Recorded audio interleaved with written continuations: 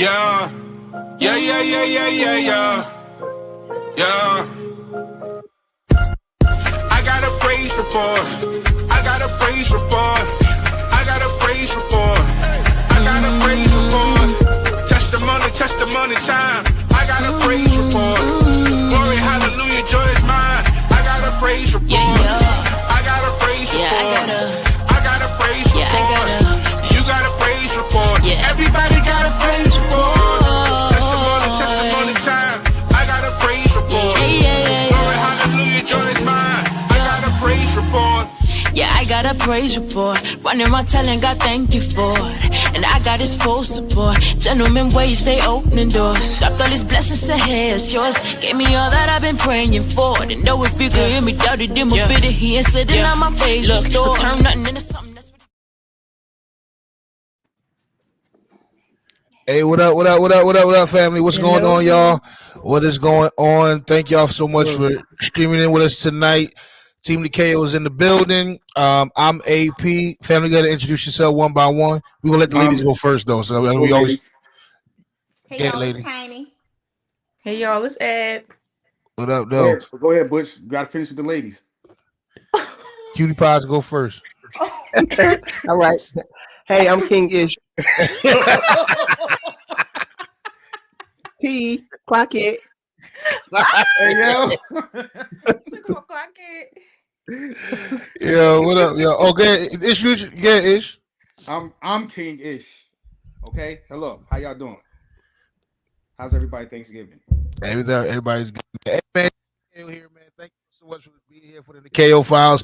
We're gonna get to a couple of things today, y'all. But once you get comfortable, do us a major favor. Go ahead and share the stream right now, y'all. We want to just chop it up with y'all for a little bit. Hopefully, your weekend was good.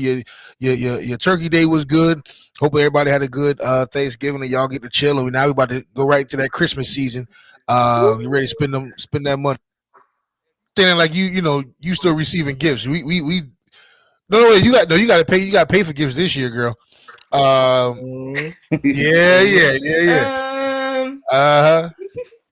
get ready. All right, y'all. Y'all gotta share that stream, man. We're gonna chop it up with y'all for a little bit. First and foremost, man, how was everybody's Thanksgiving, man? And we want to hear from y'all too in the comments. Let us know how your Thanksgiving was. Put in the comments, say what's up to us. Let us know you out there. All right. But let's start with Butch. Go ahead, bro. How was your Thanksgiving? Man, this Thanksgiving was incredible, man, because this is the first year in like 4 years, maybe 4 or 5 years, right, Ed? Something like that my entire family was together, like my son and all my grandkids. And so all of my kids and my grandkids were here, and it was just really us. And so we got to really just hang out. It was amazing, man.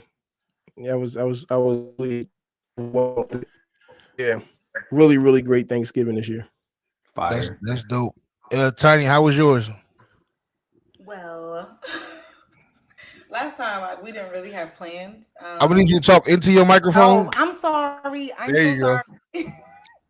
Last time we spoke, we wasn't sure what we were gonna do. And then Glenn's cousin hit us up right on time. Was like, "Hey, I know it's late, but were you guys doing anything for Thanksgiving?" He was like, "No, we didn't really have any plans.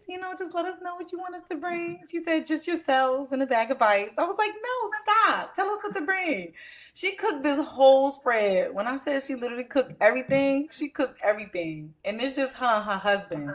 Her daughter came up from school, and Glenn's cousin's younger brother came. I was like, there was so much food. We had to take a pan home. She just loves cooking. So the hot tub and food. That's a good look. Hot tub and food. That's a good look. I don't know if we'll get in the hot tub after you eat all that food though. Yeah, I was dozing off a little bit. That's crazy. That's crazy. Eb, you was in the house with Pops. How was y'all Thanksgiving?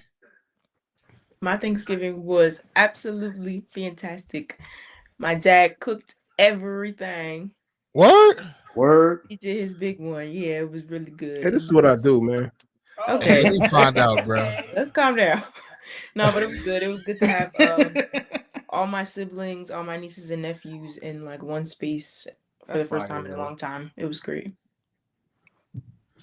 Hey, Ish, how was yours, bro? Man, Thanksgiving was cool. It was different this year. Shout out to everybody that's watching right now. Y'all could put in the comments what y'all Thanksgiving was like. We love to hear that. And share this live while y'all at Tap it. in. But my Thanksgiving was cool, man. We this is our first year without the kids. Yeah, What up, Block? Lock, what up? This is our first year without the Blizzy. kids, so that was a little. It was a little. It was. Cook It was the a lot mouth. of different, but it was. It was weird. You know what I'm saying? Like we was in our group chat throughout the day. You know, my youngest two, they were with my brother and his wife out in Staten Island. My oldest daughter was in Newark with her mom's family, and so we were down here. We spent Thanksgiving with Niecy's parents, her sister, and her sister's oldest daughter, and her children. So it was cool though. We had a good time, man. It was a good time. We had some good food. We had some laughs. We chilled out. We had a good time. So I ain't got nothing to complain about, man. Good Thanksgiving. It was beautiful, man. Hey, that's dope, man. My Thanksgiving was good too, man. Hey, in the comments, man, put what was your favorite part of Thanksgiving, man? What y'all eat? Yo, I gotta put this message up here because this screen. This profile picture is wild. I don't even know what it is, bro. That is so funny to me. But Thanksgiving was good, man. We had an opportunity just to kick it with the family. My mom, she moved from Jersey to right around the corner from me. So, we went from not really doing holidays together to now my mom being right around the corner. So, Right. it was it's a dope experience, man. We had a lot of food, man, family, a lot of laughs, watch some football. It's traditional American holiday. You know what I mean? Tommy Right. sing? What do you say? Did Tommy sing? Nah. All right, my bad. Hey, Butch, we're not doing that today. My bad, bro. You We started. had a You good time. started talking about introduce yourself. Go ahead, the lady Hey, first. Tommy, Right? if you watch it, get him, bro. He asked for it. He bothered me all the time, bro. But hey, before we get off Thanksgiving, man, what was one of y'all favorite? What's the favorite thing your pops cooked on? And put in the comments too. Which one of y'all favorite meals y'all had during Thanksgiving? What's the favorite dish? TB. He made chopped barbecue. That's my favorite thing in the whole entire world. And I mean, it was my birthday too, so the day before. Happy belated, Ed. Happy belated. Yeah. Oh my god, thank you. Yes, he made chopped barbecue, and that was my favorite dish, for sure. First of all, why come Butch ain't never cooked for us? All the times we done been over that house. I'm saying though. Welcome. Yeah, why come? Welcome. Why come? Whoa. Well, while he comes back, we'll ask him that question when he comes back. My favorite dish, I'm gonna have to say the ham. Like I love pork on my fork. So What? the ham. That's the first I heard that one, bro. That's the first time I heard something like that. Hey man, I like the ham was good. It was cooked just right. It was delicious. That was probably my favorite food. Andrew, what up? Thanksgiving. Hey man, that's the good. Hey, we go say hi to some people right here in the chat, man. I see a bunch of people hopping on. So what's going on, family, man? If you don't know, we're Team Nikeo. He wilding.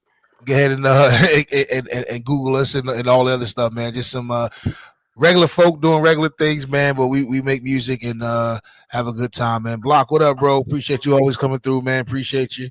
Blizzy. What up? Yeah. So let's get into a little bit, man. Speaking of the holidays, man, we gotta go real quick with the hot topic, man. We heard some stuff rumbling on social media. Actually, Shannon Sharp was one of the first people to kind of talk out about this. So we're talking about the holiday season. Russell Wilson had a former teammate that kind of got on him a little bit about how he did Thanksgiving and was complaining. And the comments didn't. They did exactly what they were supposed to do. They put their foot in his behind. For one, talking up against Russell Wilson and Sierra. But I'm gonna try and play the clip real quick for everybody so you can see exactly what we're talking about. But I want y'all to weigh in too. All right, let me see here. See if I can get ahead and grab this file real quick. Hot topic. Butch, why is it that out of all the years we done been over your house, you ain't never cooked us no food? I just want to know. You're a liar. I might not have cooked it. Well, I did make lima beans for y'all though. You made who? You said llama beans? Llama beans with ground turkey. I I had did some have some before. of that, but you didn't cook it. I Now, did that cook was it. what's the name? He's That the was only one that cooks the lima beans. Come on, Ed. You supposed to I'm sorry. let that rock. Hey, we're not. He ain't make It's that. Sunday. Mama We're not made getting up that. here lying. We're not getting up here lying. Don't be lying on the Lord's Day. But I might not have cooked it, but I bought some golden wings for y'all, and y'all enjoyed it like I cooked it. So yeah. You can't front on that. I You can't miss front on having that. the golden wings in the fish, bro. I think I'm gonna have to get that just for the nostalgia of Next it. time, next time in Jersey, bro, I'ma send it in the I'm mail. making a stop. I'm making a stop over there. I'm All right, let me gonna see if I can get this video to play real quick, y'all. Here we go. Let's see if it'll pop up. I had too much stuff going on my computer. yo, this guy is going crazy. All right, here we go. Listen, I went to his house for Thanksgiving. The weirdest feel like he catered. So no, like, bro, I come from a traditional country black family. We throwing down. If I got as much money as Russell Wilson, my whole family would talk about me so bad if I ain't fly everybody out there for Thanksgiving. And I'm sponsored by an airline. Yeah. Maybe he's not close to his family.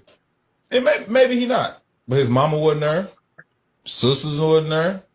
You know what I'm saying? Like, and even though like, it's still weird to me. I'm just still even if you don't food with your family, like it's still weird to me on Thanksgiving. My family gonna do the food. This is what we gonna. If you the one with the money, we coming to your house. You know what I'm saying? Like, that part. That's what we gonna do. So yeah. to get over there and catch Russell Wilson, like him, is literally him, Sierra Daddy, me, Noonie, Baby Future, the chef,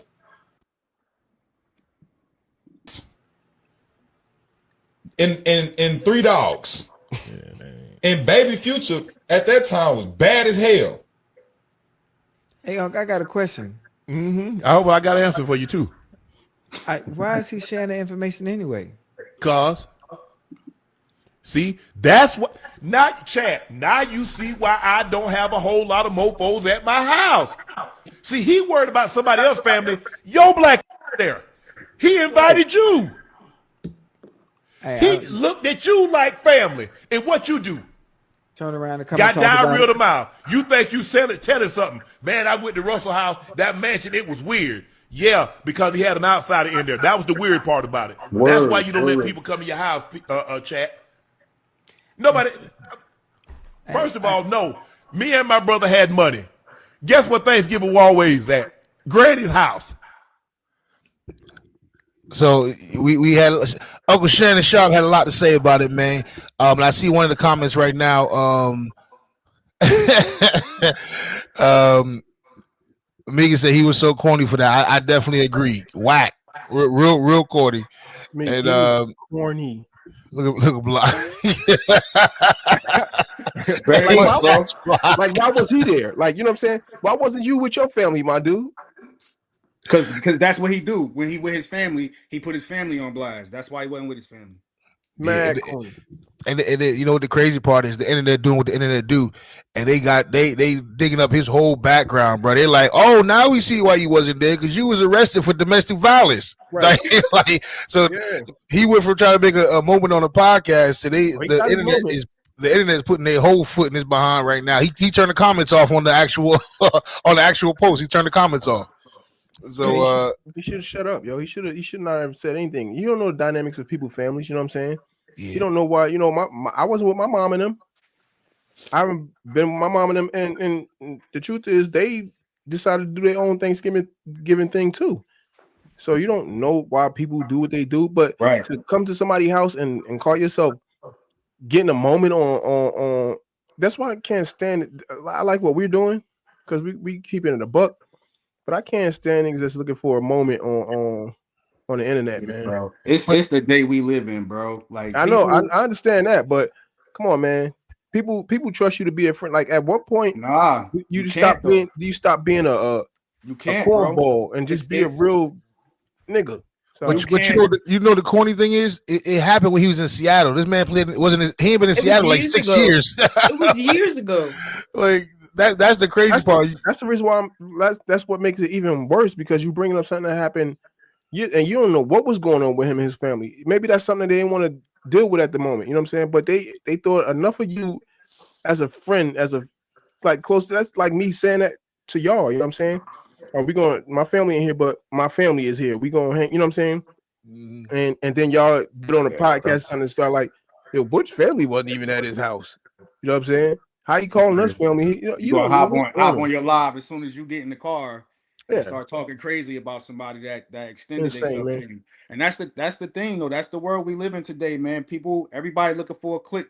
Everybody looking for some followers. Everybody looking for somebody to be on their stream, and they'll do anything to go to any extreme just to gain some attention or use your pain or use your situation as clickbait, as something in a group chat to laugh at, some entertainment or whatever the case is. And it's whack. It's really whack because who do you trust?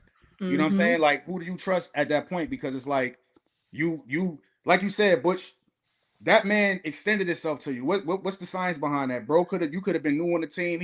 Nobody really rocking with you, so he giving you, you know what I'm saying, some space to have somebody to build with or whatever the case is. Yeah. He let you in his house.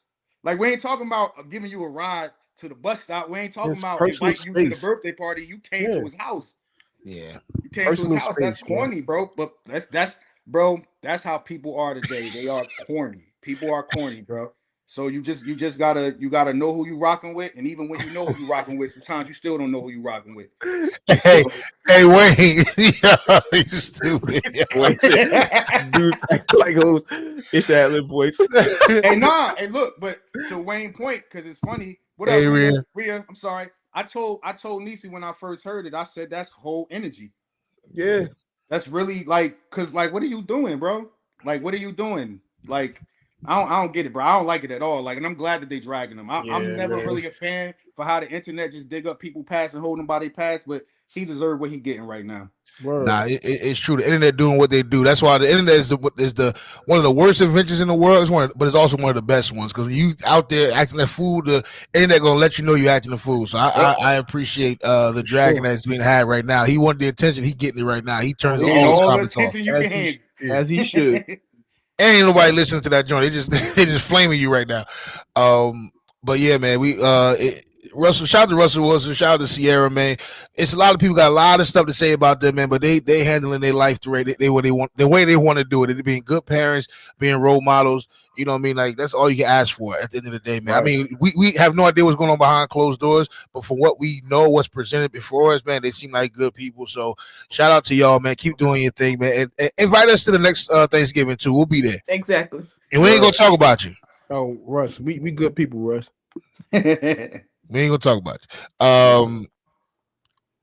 A Block said we had to throw hands. I feel you, Block. They still might. Now, Russell wasn't gonna seem like that type, man. I don't think he pulling up on people like that. Nah, he ain't got to throw hands because his karma getting him right now. Yeah. Sierra might throw hands. Is this true? Yeah, it's pointless to even throw hands with a nigga like that because, like, the internet whooping his butt so bad, you ain't got to touch that nigga. Yeah. I mean, Future might throw hands. I mean, never mind. All right, let's you might get hands in the future. You might get hands in the future. Was that J line? I don't know what I would have done if in the future I was playing football with your son. Hey, the J line.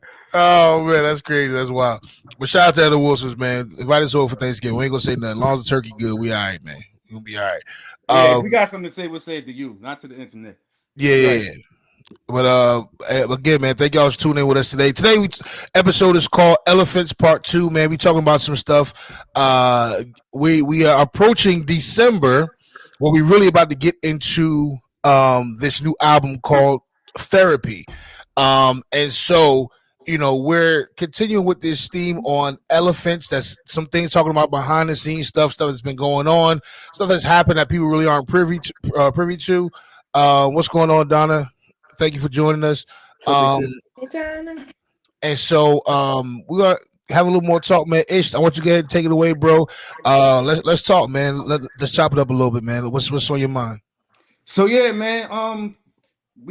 Last week it was just me, Tiny, and AP, and we were just, you know, having our conversation about those highs, those lows, kind of just leaning into how we formulated our group and the different things that we were into and the different shows we had, which I want to tap into that a little bit before we start getting into more of perspectives about those highs and lows. But one thing Butch had said to me offline was like, yo, you started to talk about it, but you ain't really like talk about it. You know what I'm saying? And so like I wanted to spend a few minutes before we get into the depth of the conversation, just talking about like where we were and what we were doing as far as, you know, those heights, like because we really was outside, like we really was moving, we was going a lot. You know what I'm saying? We was on the road a lot, you know, and you know, like we had some great experiences doing a lot of shows. Yo, I remember a lot of the times we'd be backstage trying to figure out which song we gonna do.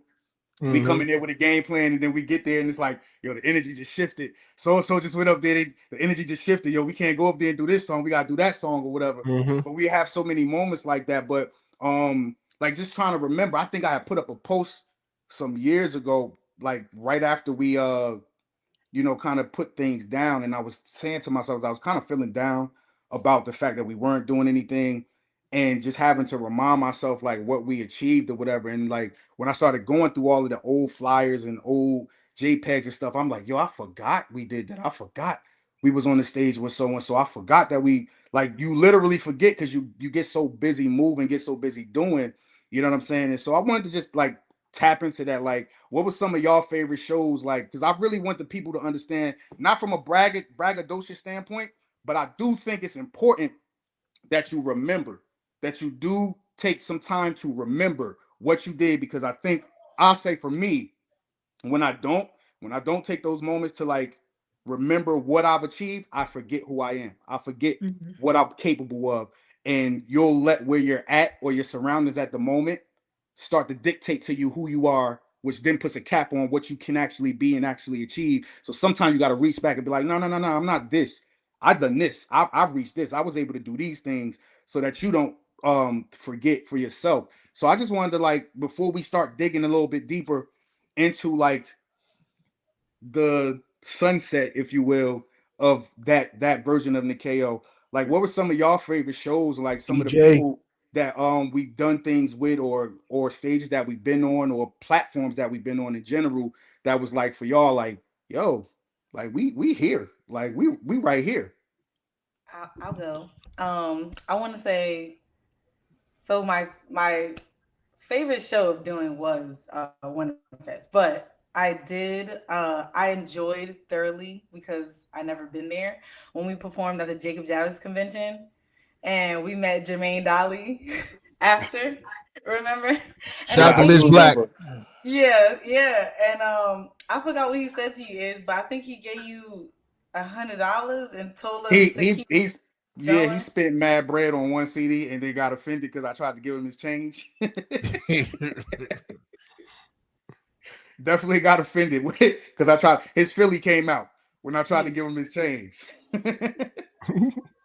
But yeah, I Hey, appreciate Rhea it. said her favorite was Faith and Family Church. We remember that too out of Buffalo. Yes.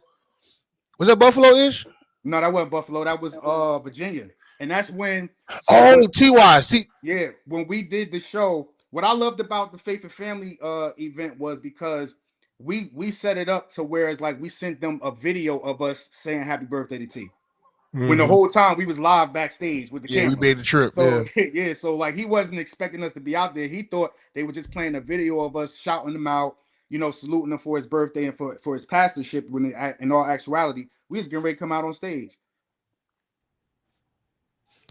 That's one of Sorry. that's one that I'll never forget that performance too, because he was genuinely shocked when we came out there. Like, everybody was like, "Yo!" But the dope thing too, I had some family that was up in VA too that came out and supported. Man, it was just a really dope. It was just a dope event, man. Shout out to T Wise too, man. Because T Wise he supported since day one too. He's one of those people Always. where every time we had to have some start a concert, whatever, he was always coming through, always put his name out there. He always supported. So shout out to T Wise. There's a bunch of artists like that too. Wayne was just in the comments too, man. Shout out to Wayne. Can Every I time get we an asked him, H? yeah, he yeah. And Wayne was always there too. Haas was around there too. Shout out to Haas. And Yeah, we gotta get yeah, Brother Haas on the pod one day. we do. I know he got some new music coming out next year too, so Yeah, we want to support and make sure we got. It's a couple of people we need to actually bring on the pod. Wayne might be one of them too. yeah, for sure. for sure. We gotta get Wayne on the pod because he know the behind the scenes stuff too. You know, he may know some more stuff with Ish when Ish was just out there. Matter of fact, the first tour I ever went to was Ish, Wayne, Ash, and Shin. Yeah. What was that called, bro? The Great Commission. The Great Commission tour. Yeah. It was they in wanted Jersey. to be commissioned so bad, yo. They wanted to be Fred. Who was Fred Hammond, yo? Which one of y'all was Fred? Wayne. Now Wayne was Fred. Wayne was definitely Fred Hammond. but that's actually one of the first places I actually discovered Wayne. I think I knew Wayne before that. But and Wayne. Real talk, bro. Wayne was one of my favorite rappers. Like the dude is just nice with it, man. And even outside of Nikeo, when I asked him to get on projects with me, like he could have been like, "Nah, I'm good, dog." Like yo, he's stupid. Now I'm dark skinned. He could have said no a bunch of times, man, but he showed up, man. So shout out to Wayne, man, and one of the dopest lyricists that's been in this Christian hip hop joint, man. When I first saw Ish, Wayne, I saw him and Wayne together. I think doing Flashing Lights. Oh, what? I need to find those. Man, I was like, these two dudes right here is going crazy. Wayne's swag, what we're rapping is insane, yo. Insane. You gotta pull that junk up. It's on YouTube, bro. It's on YouTube. Yeah, that when we did it at the Transparency concert, it's on there. That's like one of the best times we performed that song. Like it was swag really swag is insane, yo. Yeah. But look though, back to that original question. I'm gonna go to the left with this because I know she probably has the least of the experience. But I want to know what her thoughts and she already smiling because she know. I want to know what her perspective was like as far as those events. Like for you, Ed, out of all of the shows we did, and I'm talking specifically about shows that we've done with people of notoriety. What was one that was memorable for you? Okay. I know I'm putting you on the spot. I know. I knew he was going to do that though, so I kind of had it prepared already. I think it was Clock it. I think y'all opened for. I think it was Tasha Cobbs.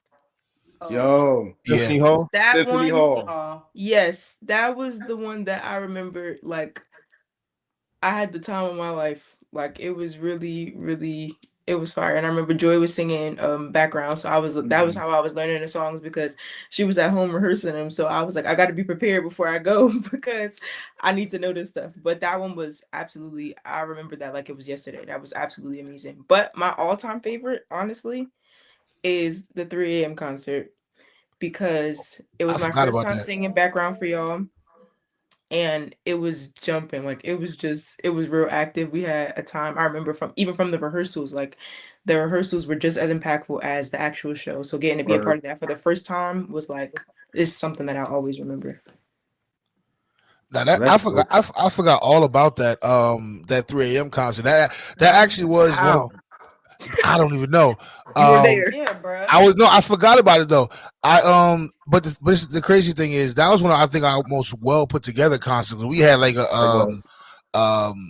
we had video interludes and all this other stuff. But I think even sonically, musically, we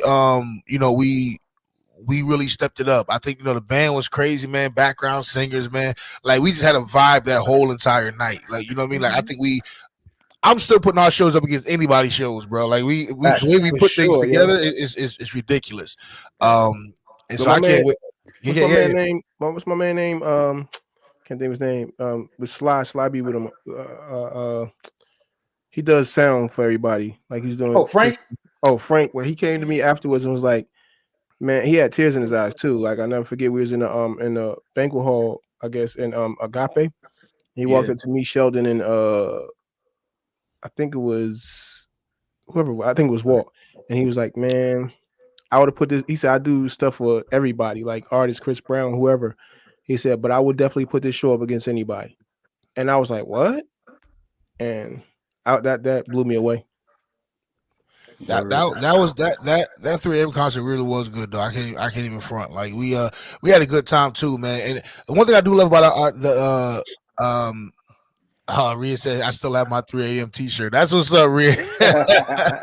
And shout out to everybody too, but y'all used to rock the merch, rock all that stuff, man. Y'all, oh my god, we love y'all Team Nikeo for real. And then the hats, all that stuff, man. I still got hats. I need to pull my hat out. Yeah, I'm about to go. Let me go get my hat real quick. Let me go grab my purple and white 3 a.m. hat. You know, just was fun. I can't wait. Now y'all don't talk about the old stuff, man. We need to talk about, you know, the new stuff that's coming up. We can't wait for y'all to hear some of the therapy stuff. But before we get to what's happening in the future, we gotta talk a little bit more about what happened, you know, in the past to even get here. Now I know Ish, you know, we talk about some of the places that we went. One of the let's actually talk a little bit about 3 a.m. We get to 3 a.m., which is our second album. The first one is Overcome. If you ain't see it, you know, I mean, if you ain't get it, go ahead, check it out. Overcome. Second LP, third project. Second LP, third project. Talk a little bit about the making of 3 a.m., bro, and just the process with 3 a.m. was definitely different than Overcome. Overcome, we were throwing everything against the wall to see what stuck because we just didn't know what we had at the time.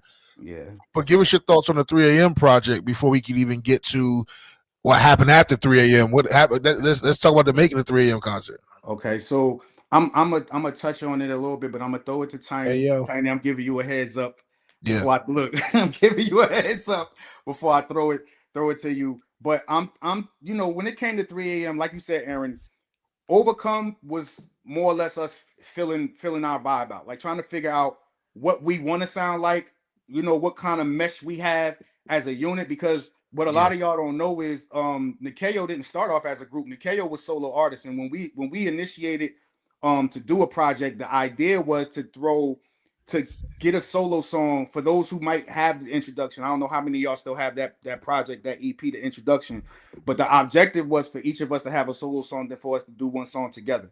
Right. And we were initially solo artists that were moving as a unit. Like our mindset was like a Bad Boy or a Rockefeller. We were trying to model ourselves after what everybody else was already doing in the secular world. But the thing was, everywhere we went, we kept being introduced as a group. Right. And it was working for us. It was just like, yo, they think we're a group. We might as well just be a group. So that's how we started doing the Overcome album. And then with that album, it was still trying to find a sound because you have 4 distinctly different artists. Everybody was different. And we were trying to figure out how we meshed. So when we got to 3 a.m., I think at 3 a.m. is when we really started to find our identity as a group. At that point, we were definitely doing things different from anybody in our area. And we were finding we started making different type of connections, from photographers to makeup artists. Shout out to Sheena. To videographers. Shout out to Austin Hine. You know, like shout out to Dolo. Shout out to everybody that like just lended a hand to what we were doing.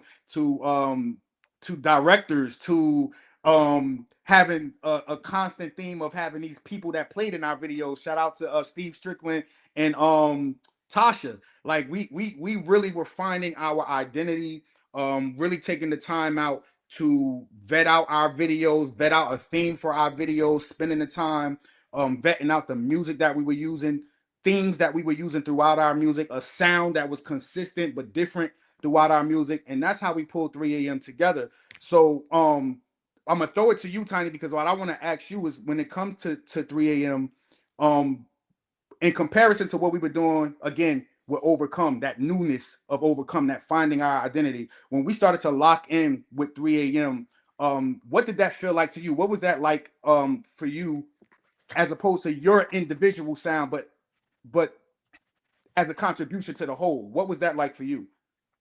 I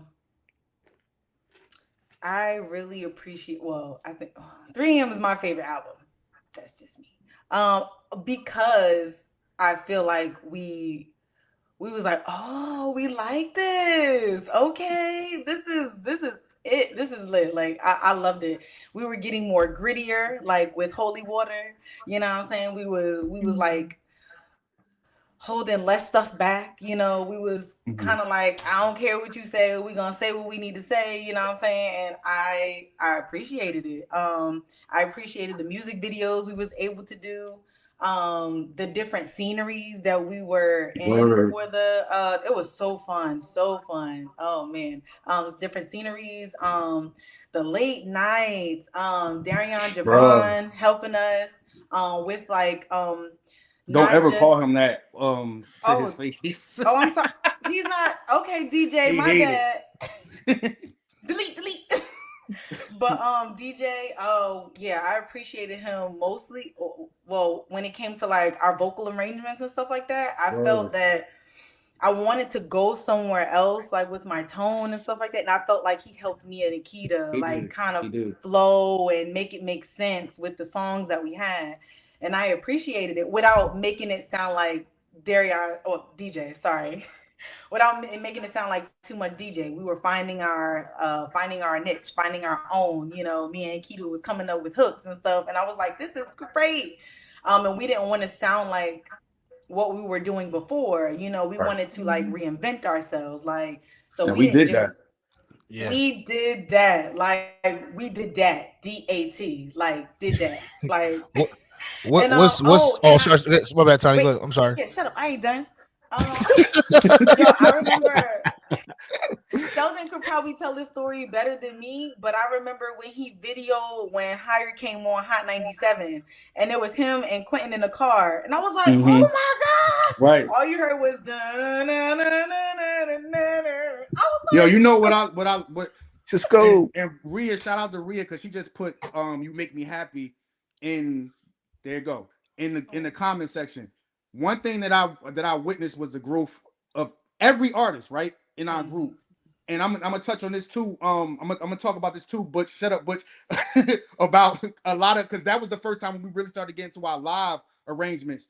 And that was around the time when Bush really started playing for us and putting together live arrangements for us. Yeah. But in that space, right, I watched Tiny grow up a little bit because when we were doing Overcome, Tiny was just basically like, whatever y'all tell me to do, this is what I'm doing.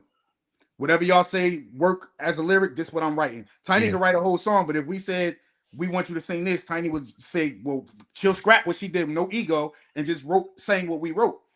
But the song that's probably the most popular off that album only happened because of Tiny. Because of Tiny. Do it again, Tiny. Because at that time, like when we were starting to look for a sound, me and AP, when she bought the beat, me and AP was like, nah, we good. We're not doing this. We're not doing this. Tiny fought tooth and nail for that beat.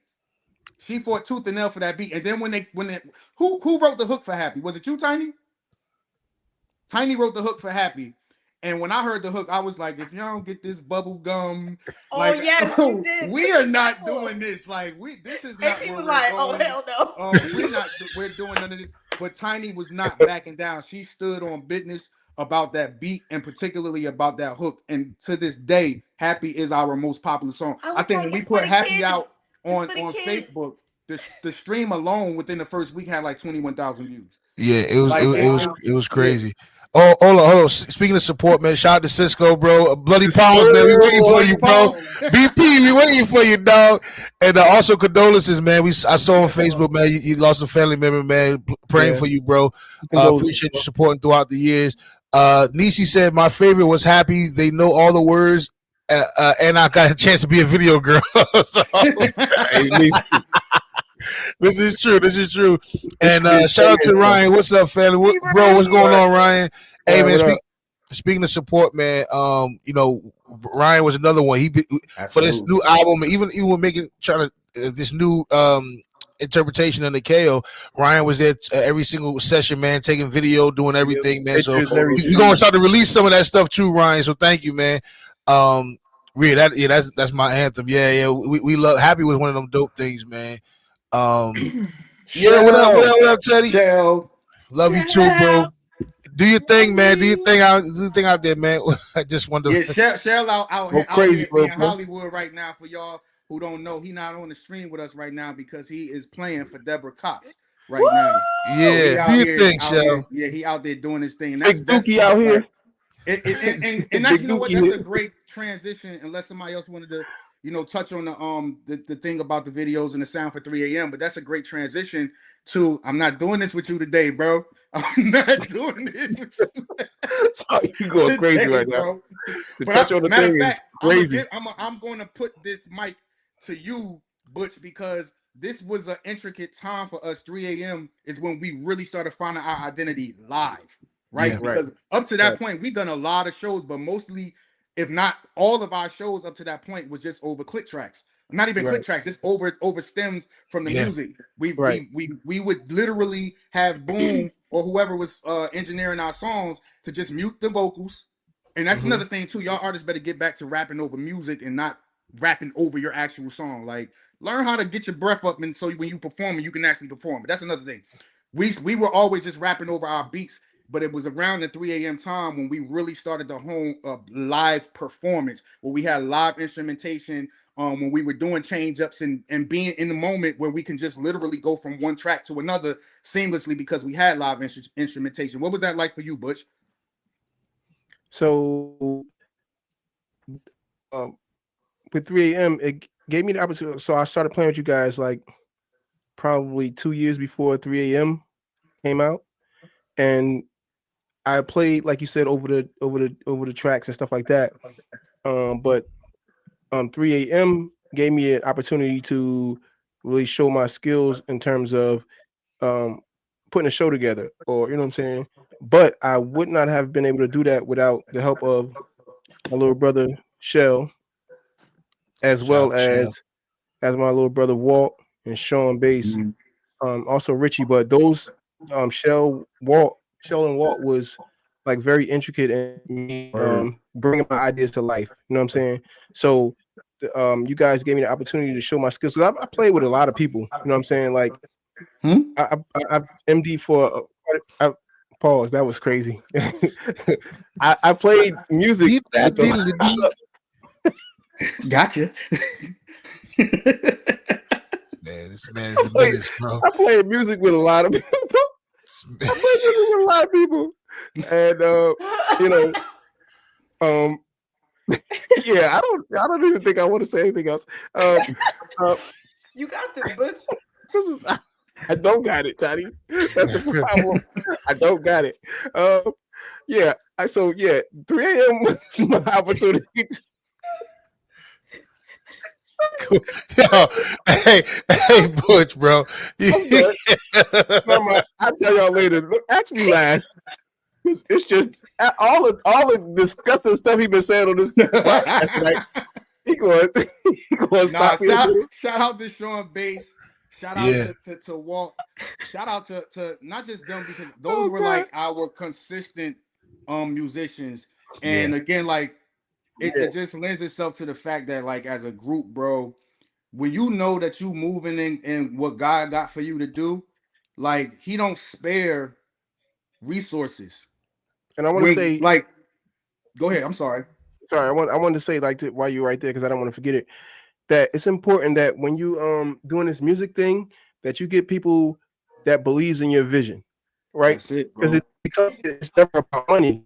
That I see so much that God had for Nikeo, that it was never about money for me. Like, and truthfully, most of the people that I've played for, MD for, produced for, I've never really charged anybody. You know what I'm saying? But Nikeo was, first of all, like, if y'all watched the very first episode, I said when I first saw Ish, I was like, yo, I gotta work with this dude. You know what I'm saying? And then, you know, me and Aaron was cool, and so then I found out they were cool, like brothers, and I was like, oh, Aaron called me, and you know, it's my opportunity to work in with Ish and also Nikeo. But for me, it's always to make sure that you believe in somebody's vision. I cannot work with somebody if I don't believe in your vision. You know what I'm saying? Then it'll just be about a check, and I never want to do music for just a check. That's just me. You know what I'm saying? But what I wanted to say was, I wanted to really give a big shout out to people like Walt, Sheldon, Sean Bass, Richie, remember play, you know, Big Sid, like, these people never charge me anything. And truthfully, I'm older than them, so I kind of help a lot of them grow. You know what I'm saying? Quite a few of them grow. So in terms of music ish, I helped a lot of them grow. So yeah, it's very important to make sure you get people that believes in your vision. Yeah, go ahead, yo. It's important that you get people that believe in your vision. I trusted Sheldon since he was 12 years old. I had him with me since he was 12 years old, and he's now 35 years old, and he's always been by my side. Anything I need, even right now, working with my daughter on solo projects and stuff like that. Sheldon is always recording. John on the spot. Yeah, he's wanting to lend his knowledge he didn't go to school for stuff, right? But he knows like so much, like just YouTube University. This kid knows. I don't want to call him a kid, but he's my little brother. Like he learned a lot, and and he don't mind sharing. Don't mind. He done gave me so much stuff off of his music hard drive that he I got like all these plugins and stuff. I don't even know what to do with all this stuff, but he's always willing to share stuff. But I think him and Sean and all those guys and Walt for just always being there when if I call them now, they're still the same way with me, you know what I'm saying? And that's how we do as brothers. Like they never charged me, they believed in y'all. You know what I'm saying? They was excited. That's the thing, that's that the loyalty thing, is ridiculous, bro. Like and that's what I was saying. Yeah, I'm sorry. That's what I was saying about when you rocking in your purpose, like what I've come to learn in life is when you're flowing in what you're supposed to be doing, resources find you. And I one thing that was always consistent with Nikeo that was always like, all right, y'all on the right path, is people would just lock in with our vision. And I could tell y'all from day one to present time, it has never, anybody that has ever lended themselves, and as a matter of fact, this was a telltale sign that we didn't need to work with somebody. It was never about money with those people. Never. It was never a time when things was about money. Even when we was dealing with people who had no connection to us outside of business, like a Austin Hine, it wasn't about money with them. Mm-hmm. Like they had their fee, and of course we had to honor our obligation as far as paying what they charged or whatever. But Austin, if we could bring, maybe we'll try to get Austin on one time. We could bring Austin on this thing. He'll tell you, I would be popping up at Austin his visual studio out the blue, like, nah, I don't like what happened at 3:23 minutes in the video. We need to sit down and go through that. And he wouldn't charge me no extra money. We just go sit down, he'll pull up the files, and we'll work on fixing the video. Like, we had people who just believed in what we were doing, and they would lend their talents, they would lend their time, and we did our best to take care of people in whatever fashions we could take care of people. But at the end of the day, it was about people trusting and believing in what we was doing. And like that was a beautiful thing to me to just see, like, yo, we vision casting, people see what we trying to do, and they was getting behind it. Look, we were talking a lot about the 3 a.m. album. I got 2 videos you can play. And after these videos, we're gonna get to talking to a little bit more, dig deeper into the after 3 a.m. a little bit and talk about that break that we took. We talked about a little bit last time, but before we do that, I can either play Cali or I could play Cali Love, or I could play 3 a.m. So which y'all feeling today? 3 a.m. or Cali Love? Which one? 3 a.m. I like 3 a.m. 3 a.m. is sick, yo. Before I get to let me get to this real quick. Was crazy. Teddy, before programming 3 a.m. was fun. I was able to help bring the feel of secular show to Christian music, get people to experience a journey and not the usual midnight. What's that? Midnight musical vibes. Okay, I got you. Really put the effort in, and the response was insane every single time. Every time, bro. All right, the people saying 3 a.m. They saying 3 a.m. All right, let's play 3 a.m. real quick. All right, Block said 3 a.m. too. All right, let's do it. We about to play 3 a.m. real quick, y'all, and then we're gonna talk about a little bit what happened after 3 a.m. and how we get to where we are right now. All right, became 4 a.m. How I became after midnight. All right, here we go. All right, y'all. This is 3 a.m. Check it out, y'all.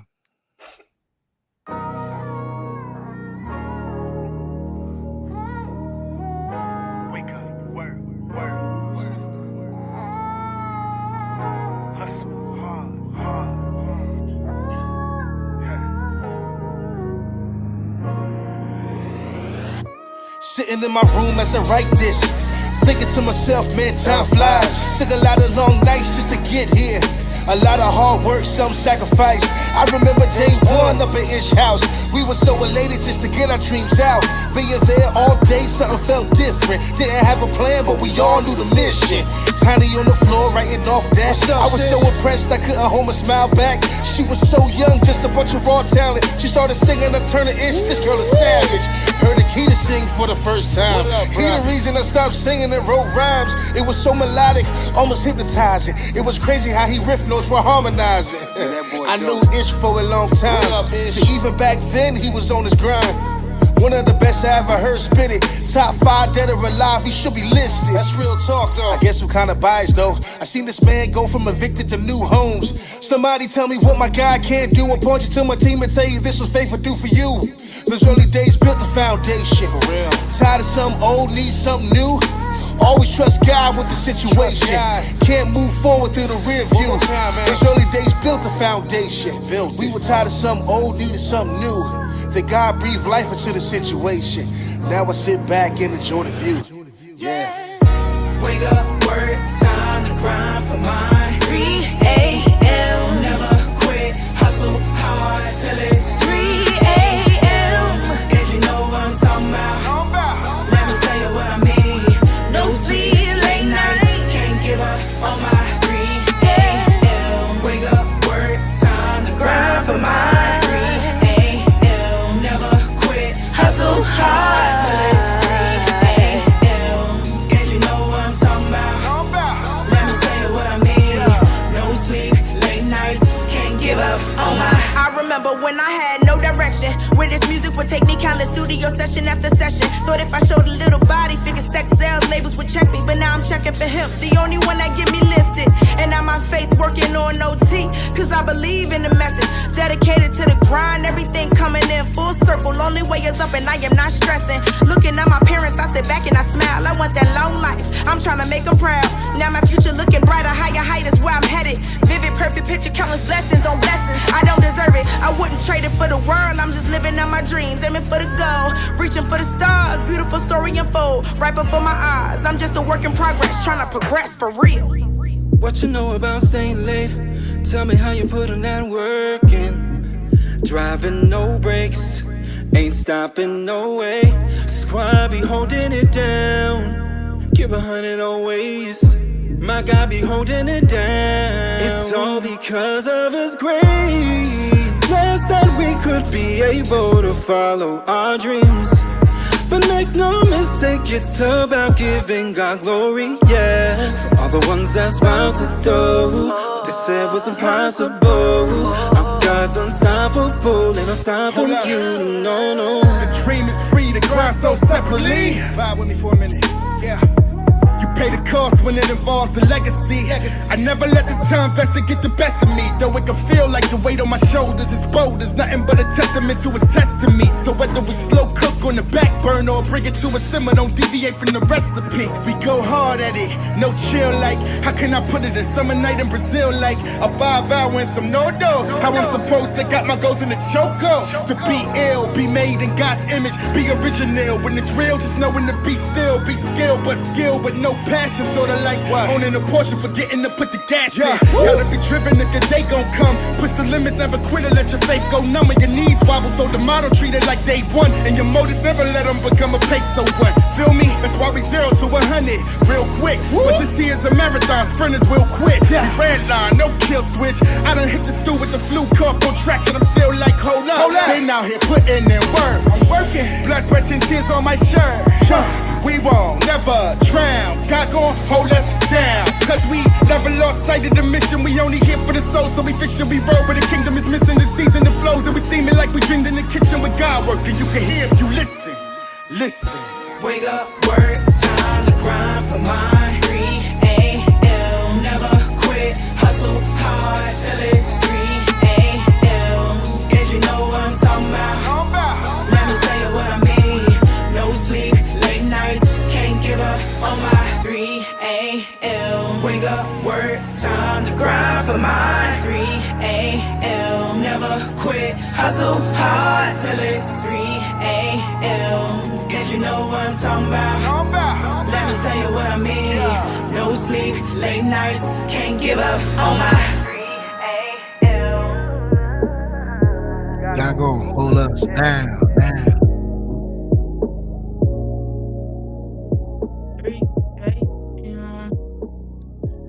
Hey, Fight Jones, what up, bro?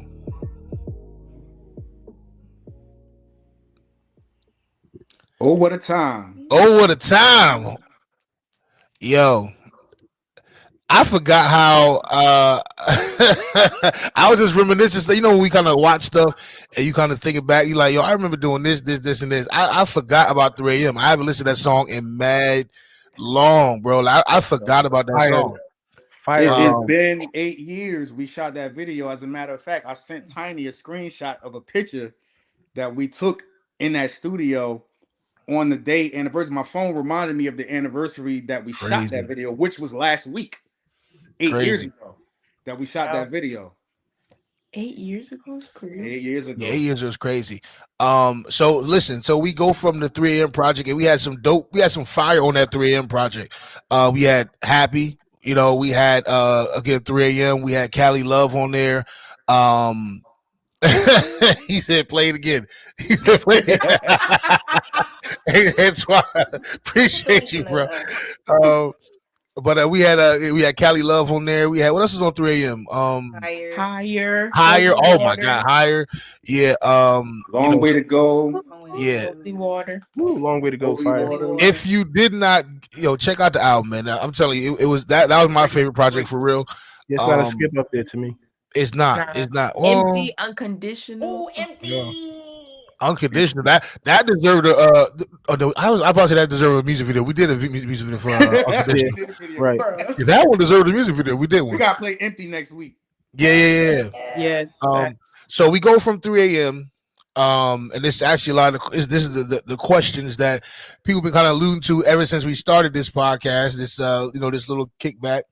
What happened after 3 a.m.? And so we entitled this episode "Elephants," because it's the elephant in the room. How do we get to 3 a.m.? How do we go from overcome to 3 a.m. to now taking a break and then being back to where Nah, we we ain't are take no here? break, bro. We didn't take a break. We No, no, That wasn't no break. hey, dog. No, we took a break. All right, and the break was because of you. You, this joker said we breaking, and I'm like, hey, bro. Nah. So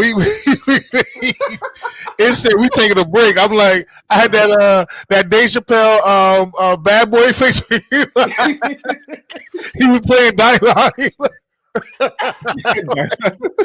um, nah. So we're gonna talk about it. So after 3 a.m. We went on and kept doing shows and stuff like that. But then we got to a time where we had to step away from Nikeo. And I think we talked about a little bit last week on how we felt just having to step away from it. I talked about, if you didn't see last week's episode or you didn't check out the pod last week, I talked about actually going through a depression when we decided that we were going to step away from Nikeo music. Yeah, y'all got to Tiny share talked about, y'all. huh? Y'all got to share y'all's. I'm Yeah. sharing mine today. Yeah. I mean, Tonight. Tiny talked about some of the things she went through, and we, kind of went away from the KO. And it shared as well. We shared a couple of tears and stuff like that. But yeah, so Ish, I'm gonna start with you, bro. why you gotta start with me? He knew he was Because about to for start with one, him. you the first person that might cry, so we need more views. So if you cry, y'all get ready to screen record. But no, I'm gonna start with you, bro. We go from 3 a.m. album to now we are taking this hiatus or this needed, separation. Give us your thoughts, bro, on how we get from 3 a.m. to now we're in that wilderness, walking around like the yeah, bro. Israelites. Yeah, the Israelites. Well, I'll start by saying this. I said this in last week's podcast. If you don't deal with stuff, it's going to eventually deal with you, right? Facts. Like, and that's not just when it comes to Nikeo. That's a lesson. Like, if I could tell y'all anything that I've learned in my life, in any situation in my life, personal or otherwise, if you don't deal with it, it will eventually deal with you. So your best bet is to deal with it. And I think that when it comes to, and funny enough, because watching that video, I'm like you said, Aaron, I'm remembering stuff. I'm remembering great moments, but I'm also remembering bad moments. Like I'm remembering just having, because even when we shot 3 a.m., like I'm thinking about moments where I'm just like feeling like, again, like I'm carrying the burden alone. And again, I preface that by saying, like I said last week, in hindsight, you kind of get to look back when you're out your feelings, you're out your ego, you out all of the emotions of the moment, and you kind of get to really put things in perspective, and you get to realize, like, one thing that I didn't realize then was, and Butch is instrumental in making me see this. You the leader. So of course a lot of the weight gonna be on you, no matter how you slice the pot, no matter who carrying what, it still fall on you. So I had to learn that. But in those moments, like, you know, I'm thinking about 3 a.m. I'm thinking about the promo video that we shot for 3 a.m. If y'all remember, we premiered 3 a.m. at the 3 a.m. concert. Which we also tied that in with the promo video that Pierre shot out. Rest in peace to Pierre. Like, even in that moment, like, I could use that as a prime example. I remember going over to the city, and we was over there for a long time, bro. Like, we was out there all night, and what was indicative for me, or what it felt like was indicative for me at those times, was that I was always the first one there and the last one to leave. And I can use like that promo video as a point of contact for what I'm trying to say. Like, I remember going over to New York to shoot pictures for the video, for the song, for the album artwork and all of that stuff. And I remember like niggas leaving. You know what I'm saying? I think Tiny was the only person that stayed with me. Like, we broke day. I didn't know how to navigate. She didn't know how to get back to the path train. She was leaving you too, brother. Tiny stayed. If only she didn't knew know how to get home. She got to get home, bro. Hey, you was all by yourself. Hey, yo. But it's fun. But from that was one aspect for me. Like, what was becoming a constant for me was that I felt like that I was carrying the majority of the weight by myself. And I think what made that an issue, it wasn't that I wasn't built for it or that I wasn't willing to do it. It was the contrast of feeling like I wasn't capable. It was the contrast, or let me say, being made to feel like I wasn't capable. I'll say that. And I won't tap too much into that because we're not doing that today. But we might being made to feel that what I was doing wasn't enough, or that I wasn't capable, or that I wasn't educated enough, or whatever the case was, however you want to label it. But that became a constant for me. And so you know, like anybody, I think when you get to a certain point where it's like, you know, you tired, and let me preface this. Anybody who knows me knows that I'm very direct. I don't have a problem speaking my mind. I've never been that type of person. When I say things like I would avoid conflict, it's not about not being willing to speak my mind. It was always about turning people away. I didn't want to turn people away. I didn't want to me addressing my feelings or addressing how I looked at something to then my experiences in life has always been that whenever I speak up for how something is making me feeling, the majority of the time, those people that I would speak up with, I would speak up with the intention of, like, I have this thing that I always say about people in my life that I'm close with. When if they're willing to speak up to me but stay in my life, and I'm willing to speak up to them to stay in my life, those, or in their life, those are people that can trust each other. We can trust each other because whatever it is that we're dealing with, whatever it is that we don't like about each other, it's not enough to make us cut each other off, which is why we're talking about it. But be a constant in my life was that when I would speak up about what somebody was doing or how they were making me feel, it would be instantaneous cutting off. So I would worry about the people that I loved, whether they realize I loved them or not, cutting me off by me telling my truth. So it would make me avoid things. And then it became, you know, a boiling pot to the point where it got to where, like, the lid couldn't undertake the pressure anymore. So it got to that point where it was just like, yo, we need to have a meeting. I don't want to do this no more. I don't want to do it no more. I don't want to be the person sweating while everybody chilling.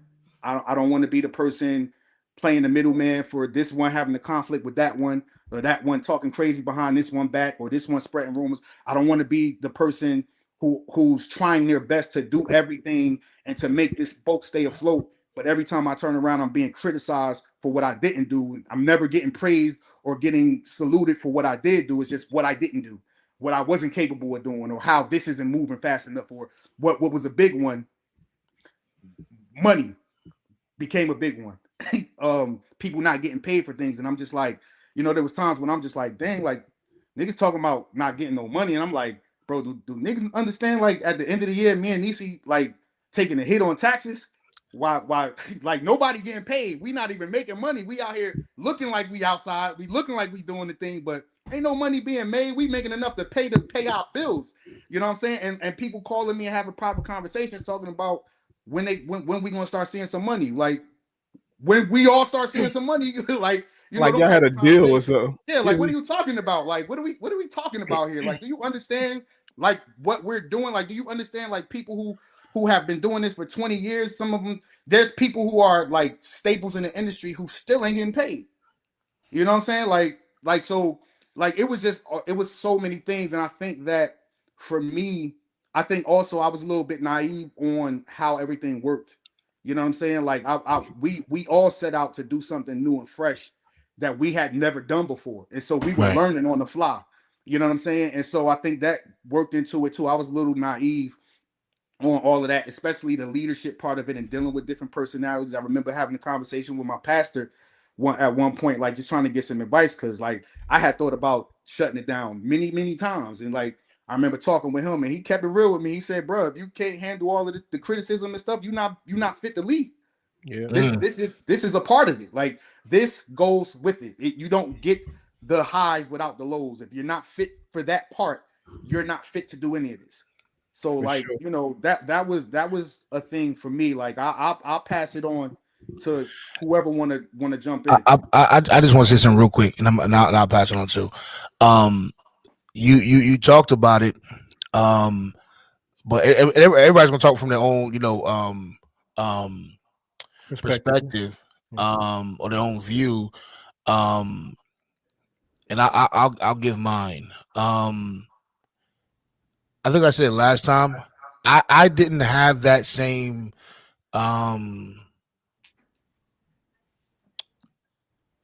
I felt like we were all kind of in the same boat together, doing this together.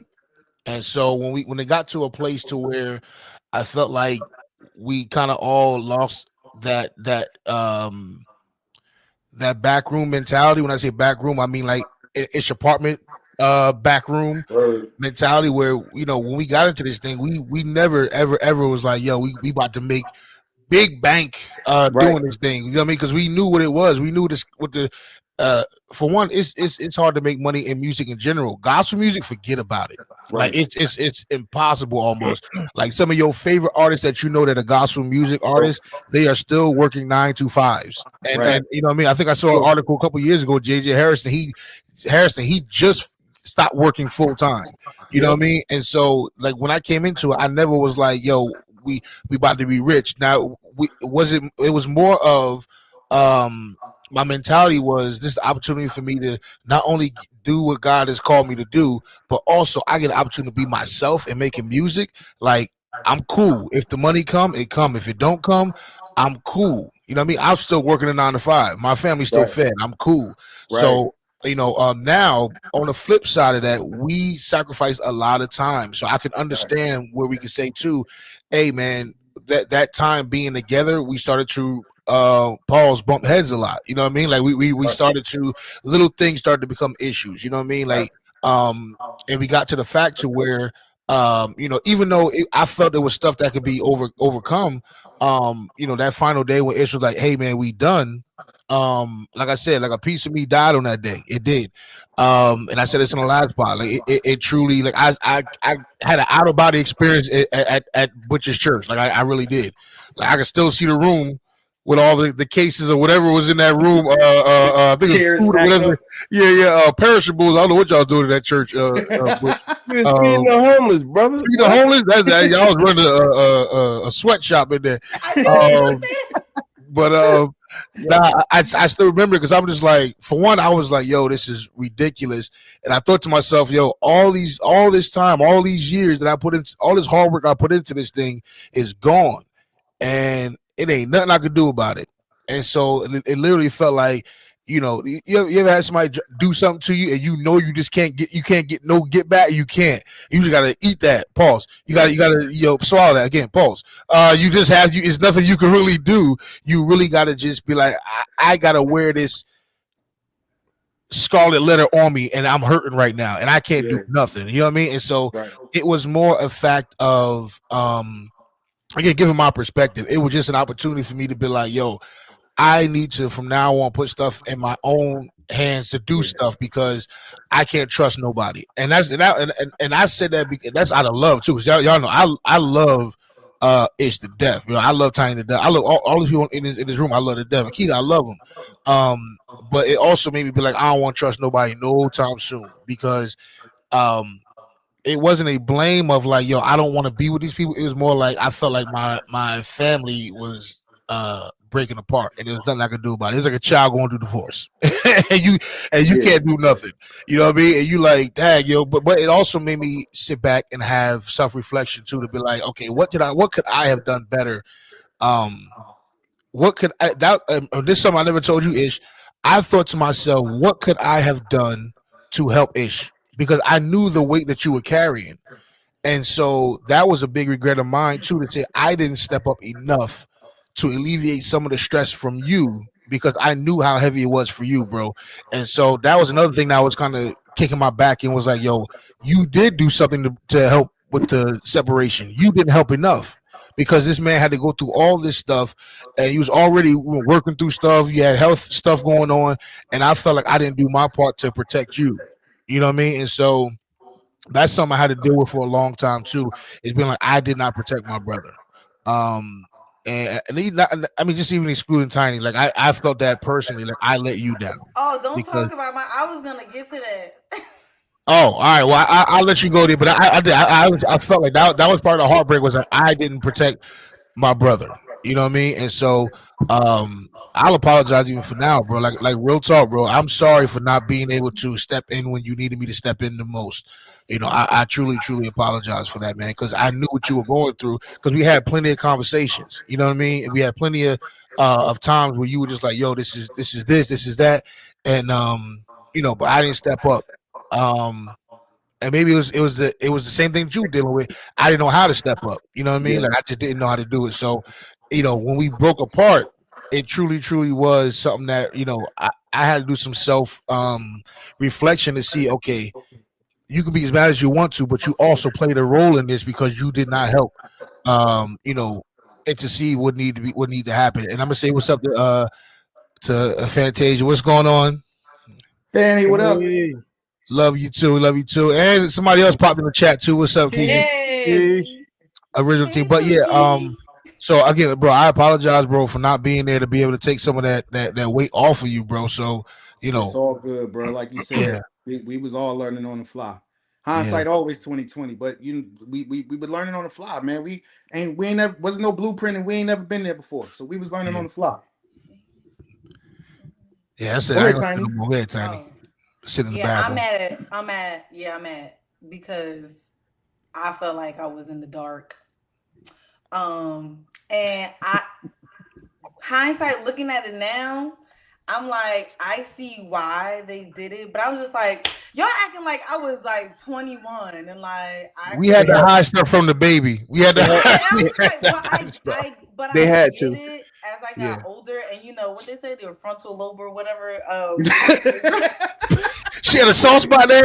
she wasn't fully developed yet. They said fully mature. I don't know what I would have done if certain Yeah. things that was happening Yeah. back then you would have Tiny, told me about it. talk more into your mic. Oh, sorry. I don't know what Yeah. I would have done if you guys would have probably told me I certain know what you things would have and done. huh? I know what you would have done. What I would have done. That's why I didn't tell you. That's why, yeah, that's Yes, why I told okay. you nothing. Well, look, all right. I'm wasn't crazy, but You was hood. You crazy. look, all right. Now it was just. I mean, I wish I did know some extent or whatever. I mean, I knew the soft stuff, but I was just like, okay, well, I guess looking back at it, okay, can't say anything. I mean, I wish I would have known. I probably would have surprised you guys. You just never know. You know what I'm saying? Yeah, you wouldn't have. But But that was I good. will say I wish not like that. I will say I wish um I could tell that Ish was tired, and he also vocalizes sometimes when we had after a session, like we would just hang out after like outside in a parking lot. Yeah. And it's just like, man, sometimes I just wish I had the things to say to encourage you, whatever. Or like my bubbly side would just kick in at this moment or whatever. I just say something, we laugh about it, you feel better. But I could tell that it was deeper. So I just kept you in prayer. I didn't know to what extent things was happening, but obviously it was worse than I thought, and I figured it out. Well, you guys told me later, and I was just like, man, I kind of wish like maybe you would have told me like, Tiny, just pray for something specific. Pray for this, pray for that, no questions asked. Just like pray for this, pray for that, no questions asked. You Yeah. know, um, but I mean, Hey, look, I'll say this too. Again, we were four individual people that didn't always see eye to eye. Right. We walk life together. Yes, some of the best years of doing music was with our original team. Um, but at the same time, people grow apart and misunderstandings happen, and feelings get hurt. You know what I mean? Anything can turn into a misunderstanding. Like, a joke could be, misinterpreted, or a look, or whatever it is. Just anything could be misinterpreted. And so it just got to the time where we was like, all right, it's just time for a split. It's time for a split. And the split came before we all kind of knew it, but Ish was the first one to kind of, it kind of boiled to a head with Ish first, and him being the leader. Once he said he was done, I was, we were all kind of done. You know what I mean? We didn't want it to be done, but we had to do it. You know what I mean? I wasn't done. Huh? I wasn't Yeah. done. I know Butch was never done. No, Butch was never done. Butch and Ed perspective on it. Like, Yep. Butch was there for a lot of it. Ed came in on the tail of it, but I'm sure y'all both have y'all views and y'all perspective on how things were from whatever information y'all was privy to on it on internally. But I would like to hear y'all perspective on it. I'm gonna let you go first because I'm gonna be a little long-winded. Pause. Yeah, I know. Ed was walking in the background. Ooh, I'm ready. No, for real. I was there, and I was scared for what was about to happen, because I was like, "Oh Lord, this just does not feel good. It does not feel like it's about to be a good thing." What? I'm talking about the day of, like, I knew something was happening, but I didn't know what was, like, I didn't know that we wasn't about to have rehearsal. Like, I didn't know what was going on. But I was, after I like finding out what happened, and like, not the conversation that you guys had in the room, but knowing that there was a conversation about like the split and stuff, I was heartbroken. I really was, especially because I had just like, kind of got into the swing of things with you guys, and from going there every, what was it, Monday, like being there all the time. Yeah. Even if like some of y'all wouldn't show up, I was always just there, just because that was like a safe space for me. Like, it was just a happy place for me. So yeah, but I could tell that something was like off. It was like at one point the energy kind of shifted, and it was like, okay, something is different. The energy is different. The vibe is different. Things are not as like, I want to say like cohesive as rehearsals usually were. And I definitely felt the shift, and it was definitely like, dang, this is because, again, I believed in you guys too. I believed in what was supposed to happen for us, and still can. But at that time, it was like thinking that was going to be the end of everything. It was like, this is not, I don't want this to be over yet. Like, this is not supposed to be over right now. And yeah, I used to tell my dad all the time, like, are you sure they're done? Like, are you sure? Like, is this for sure? There's no chance. He's like, I don't know. I don't think so. And I was like, okay. So that was something I did have to like try to get over. But I used to listen to y'all songs every day, like just just make playlists and listen to them and stuff. And like, wow, this is something I really don't want to be over, because it was really a beautiful experience to be a part of and to look at from the outside looking in too. Yeah. Hey, before you go, Butch, I want to read this. Keisha said his passion was definitely fading while ministering. People couldn't tell, but there were signs of fatigue. Like, rehearsals used to almost be like revival, but then it started feeling heavy. It felt just felt like rehearsal. And Keisha's been there since day one too, singing background with us and everything. So like, her perspective is truly valid. Right. Because she was there every single Monday with us, you know what I mean, and her sister and Dina and a bunch of people. But so she kind of, she's speaking facts right there too. Absolutely. Rehearsals, we used to go up in rehearsals, and literally we came together, be like, all right, we good, song done, all right, y'all, holla at y'all next time. Like that's literally what it turned into. Right. But yeah, but Butch, go ahead, bro. All right, so Kofi, what up? Kofi, what up? Kofi, what's good, Let me brother? start by saying that I was traumatized, right? And here's why. The first thing is that because all those people that played didn't want to get paid or anything like that. Even Keisha, my right hand, she was at every rehearsal, making sure people know their notes. You know what I'm saying? Making sure all this extra stuff that people were doing. It was because of me. Like, so I dragged a lot of people, even my daughter, all down to when she came in, when both my daughters, Joy and so when it was, I knew that Ish was tired. I knew he was tired doing a higher video, like that. Not the higher video was not that's the video I did in the backyard, right? Yeah, that was higher. Yep. Right. Because he mentioned it last week when he was talking about people sitting in the house and stuff like that. I had pulled up at the video shoot. Me and Ed was in the car. Yeah. And Ish was. I was like, "Yo, where you going?" He's like, "Man, I gotta go get these tables and chairs or something from Agape or whatever." And I'm like, "Yo, you need help?" He's like, "Man, no, man, no, I don't want." I said, "Yo, that's what I'm here for." Like, he's like, "Nah, bro, just don't worry about it. I got it." And so I'm like, "Yo, what happened?" So him and I had private talks. You know what I'm saying? We talked a lot. We talked a lot. So close because we spent a lot of time after Nikeo folded. But I was hurt. I was hurt. I'm trying not to be emotional because this is a really touchy subject for me. And the reason why I was hurt because I had came from playing for John Harmony, MDing for Danye, and so many other people that I MD for, and poured my time away from my family, time away from my wife. You know what I'm saying?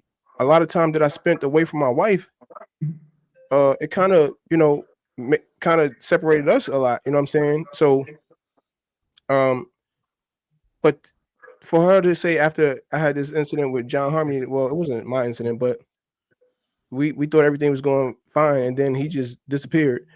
But so then I was telling her like I ain't gonna get into it with nobody no more. You know what I'm saying? I'm just gonna do my regular church stuff, whatever. And then I got the call to work with Nikeo, and she was like, "You sure you want to do this?" I'm like, "No, this right here, I believe in them. They're gonna, you know what I'm saying? Shout out to Candy. Whatever they do, I feel like it's gonna be not prosperous in terms of money because I wasn't thinking about the money. I was thinking about how well you guys ministered when I saw you. You know what I'm saying? So yeah. I was like, "Yo, this is about to be crazy." So I got that call from AP, and I was like, "Yeah, all right, cool. I'm back at it." You know what I'm saying? I'm back at it. And now those people that I always call to rock with me was like, "All right, cool, Butch. We'll rock out with you with Nikeo too." You know what I'm saying? Nah, bro, you ain't got it. No, you ain't got. Don't worry about no money. Don't worry about. You know what I'm saying? And I jumped in head first. You know what I'm saying? Pause. I just went right back in to what I normally do. You know what I'm saying? And so I remember Ish and I having a conversation down at Winterfest in Ocean City, and he his mind wasn't there at all. You know what I'm saying? Nobody could tell. But I pulled him to the side. I said, "Hey, bro, listen, man. If you're gonna be a leader, lead." You know what I'm saying? I said the vision was given to you. You can't expect nobody to do what you do because the vision wasn't given to them. You know what I'm saying? The vision was given to y'all. And I'm not, crapping on y'all, you know what I'm saying? But the vision was given to him. At the end of the day, if nobody did it, he should have still made it happen. You know what I'm saying? He should have still made it. And I, we have talks about that to this day. You know what I'm saying? And so I was highly, highly disappointed, you know what I'm saying? But I understood why he did what he did.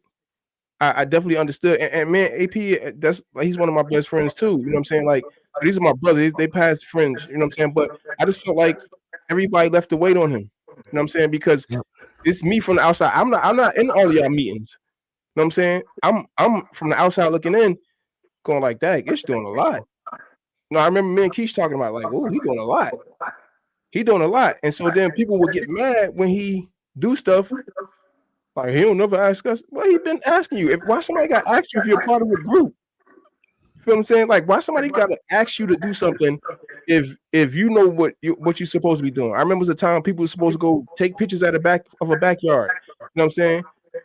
Get video of a backyard, and he had to wind up going and do it, which he should have.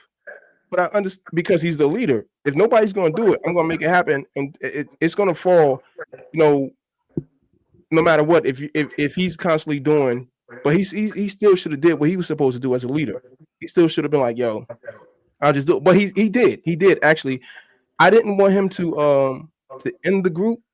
I didn't want him to end the group, because I felt like it was emotion, but at the same time, I wanted him to end the group. So Butch, I got a question for you, bro. Do you think that you just actually said something? Mm-hmm. You think he ended it off of emotion? We talking about it like not here. Don't look at Ish. Do you think he ended it strictly off of emotion? Do you think we could have worked through some of the stuff we were going through? Okay, I'm gonna give y'all straight honesty. I think he should have ended it. I don't think he should have ended it, right? I think he should have took a break, right? I think he should have took a break, regathered himself. You know what I'm saying? Sort of what he's doing now. Like, so with this podcast, Ish is every day going, "Hey, yo, what y'all doing? This is what I need. This is what I blah, blah, blah." You know what I'm saying? I think he should have regathered himself, had honest conversations with people. Look, I ain't rocking with this. I ain't rocking with that. You know what I'm saying? Because the truth is, which really makes me upset, is that every time you're at the pinnacle, when you're about to hit the top, this is about to be the biggest payday. Y'all was about to headline this. Y'all was headlining Winterfest. Y'all was about to get a big check. You know what I'm saying? And then some people call for y'all to open up for commission. I don't know if y'all know all of that, but listen, it was right after he said it's over. You know what I'm saying? So he said it's over. Y'all went out crying. He got the call like, "Yeah, we want y'all to headline Winterfest." Like what? And I was like, "Nope." He's like, "Nope." And I went home. I was like, "I hate Ish." And I want to side like y'all was about to get the big check. That was going to lead y'all to way more. You know what I'm saying? But this is what I'm not trying to be spiritually deep, but I have to say this, that this is what the devil does every single time. Yep. Right when you're at the peak of what you're supposed to do, you allow the devil to come in. Like he really shows his head, and then you guys just like, "I forget it. I ain't," and then. So I was talking to Ish a lot. I was like, "Yo, bro, you sure you want to do like that, man? I ain't doing it for these niggas, man." Like, you know what I'm saying? Like, no, man, because I was like, "All right, bro, well, I'm gonna ride with you in this car. Ride with you in this car. You hear that?" Hey, hold on. Hey, forget Ish, bro. Like hey, I fought for y'all, bro. I still hate Ish. Like we go nah. Hold on. Hey, Butch. I got one more question to ask you, bro. You said you think we could have worked it out, and not taking a break. I think after this whole time, I think the break was needed. We just had to realize some stuff, and I think Ish. Like I said, we talking about you like you're not here, but I felt like Ish.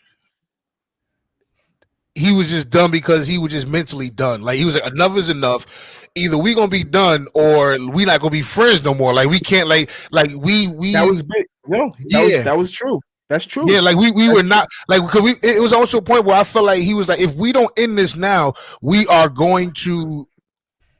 Something's going to happen to where we're going to explode. Like something's going to happen. You know what I mean? Feeling is valid because that is exactly the reason why. What the reason why he quit? Like that. Yeah, I know. hey, hold on. I'm gonna say something real quick. You know what I'm saying? Yeah. Hey, Ish has some. When you talking about when you talking about some of the realest times Ish ever was, yo. Let me tell you something. Ish, we was going through something with the group, and Ish called me. It's just like, "Hey, dog, I'm gonna say this one time. Like, listen, if one more thing happened, it's over. Like it's about to it's up. It's up. And not only is it up, it's gonna be up for real. It's gonna be, and I'm just like, all right, dog. All right. And so, I just want to say I calmed a lot of storms. Let me just yo, say, what? been a Butch, bigger. yo, Butch was the dude that was no Butch. I don't get this to you. Butch. He co-sign stuff. He went co-sign stuff. Hey, oh yeah. He calmed it down, but then he like, but if you want to do something, we can do something. But if you with it, 212 First Street, man. Do it. Yeah. But if we going outside, we going outside. You know what I'm saying? We go all the way outside. We outside. You know what, yo? I say this like egos, and I say this for anybody that's watching. Agree, Wayne. What you're doing, whether you're talking about music, your groups, your work environment, your friendships, your family, bro. Check your ego. Mm-hmm. Check your ego. People sometimes when you're doing things and things are working so well, people get to a place where they forget. I'm saying this as humble as I can say this. People forget what their role is. People forget what their role is. And when people forget what their role is, ego starts to peak in. Yep. So you start to feel like one person may start to feel like things is happening because of their effort. One person may start to feel like because they got this degree, or I'm generalizing. They got this degree that they're more capable. One person may feel like because they come up with the best ideas that it rolls because they roll. Whatever the case is, when things seem to be going well, is when it leaves room a lot of the time for ego. I think we had a lot of ego in those days coming from different areas. I would say for me, if you know me, you know that I am very meticulous about the people that I let around me. I am very intentional about what I do with people. I'm not just join the circus type of person.